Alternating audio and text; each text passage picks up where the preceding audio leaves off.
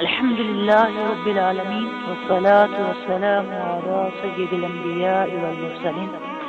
بخارا میں ایک مجوسی یعنی آتش پرست رہتا تھا۔ ایک مرتبہ رمضان شریف میں وہ اپنے بیٹے کے ساتھ مسلمانوں کے بازار سے گزر رہا تھا۔ اس کے بیٹے نے کوئی چیز اعلانیہ طور پہ کھانا شروع کر دی۔ مجوسی نے جب یہ دیکھا تو اپنے بیٹے کو ایک تماچا رسید کر دیا اور خوب ڈانٹ کے کہا، تجھے رمضان کے مہینے میں مسلمانوں کے بازار میں کھاتے ہوئے شرم نہیں آتی؟ لڑکے نے جواب دیا، ابا جان آپ بھی تو رمضان شریف میں کھاتے ہیں۔ والد نے کہا، میں مسلمانوں کے سامنے نہیں اپنے گھر کے اندر چھپ کے کھاتا ہوں، اس ماہ مبارک کی بے حرمتی نہیں کرتا۔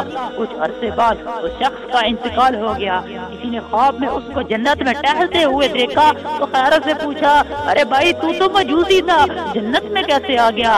کہنے لگا، واقعہ ہی میں مجوسی تھا، لیکن جب موت کا وقت قریب آیا تو اللہ عز و جل نے احترام رمضان کی برکت سے مجھے ایمان کی دولت سے اور مرتے وقت جنت سے سرفراز کر دیا۔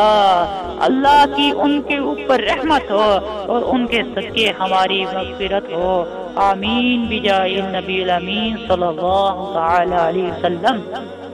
میٹھے میٹھے اسلامی بھائیوں، دیکھا آپ نے رمضان المبارک کی تعظیم کے سبب ایک آتش پرست کو اللہ عز و جل نے نہ صرف دولت ایمان سے نواز دیا بلکہ اس کو جنت کی لاز سوال نعمتوں سے بھی مالا مال فرما دیا۔ اس واقعے سے خصوصاً ہمارے ان غافل اسلامی بھائیوں کو درس عبرت حاصل کرنا چاہیے جو مسلمان ہونے کے باوجود رمضان المبارک کا بالکل احترام نہیں کرتے۔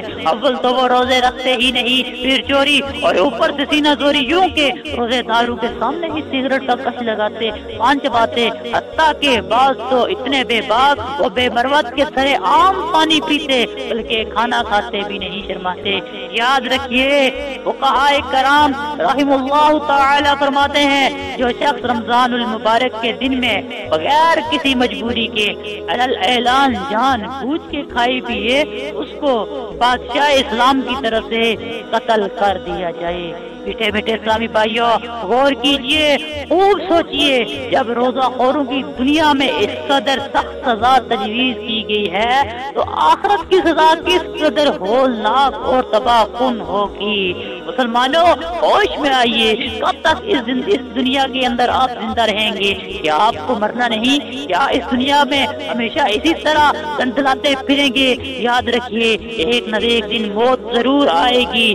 آپ کا رشتہ حیات منعقد کر کے یعنی کاٹ کے نرم و آرام دہ گدیوں سے اٹھا کے مٹی پہ سلا دے گی۔ ہر طرح کے ساز و سامان راستہ کمروں سے نکال کر اندھیری قبر میں پہنچا دے گی۔ پھر پچھتانے سے کچھ ہاتھ نہ آئے گا۔ ابھی موقع ہے، گناہوں سے سچی توبہ کر لیجئے اور روزہ و نماز کی پابندی اختیار کیجئے۔ کر لے توبہ، رب کی رحمت ہے بڑی، کر لے توبہ، رب کی رحمت ہے بڑی، قبر میں ورنہ سزا ہوگی۔